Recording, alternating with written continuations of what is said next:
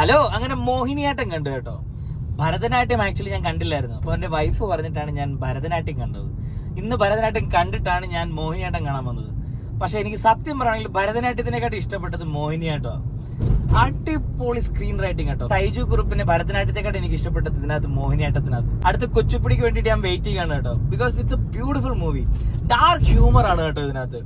ചില dark ഹ്യൂമറും slapstick കോമഡിയും എല്ലാം ഉണ്ട്. പക്ഷെ you all will love it. കണ്ടുകൊണ്ടിരിക്കാൻ പറ്റും. ഭയങ്കര എൻഗേജിംഗ് ആണ്. സ്ക്രിപ്റ്റ് ആണെങ്കിലും ഡയലോഗ്സ് ഒക്കെയാണ് എടുത്തു പറയേണ്ടത്. ട്വിൻസ് കുറച്ചേ ഉള്ളെങ്കിലും അടിപൊളിയായിട്ട് ചെയ്തിട്ടുണ്ട് രണ്ടുപേരും, ജെവിൻ ലെവിൻ.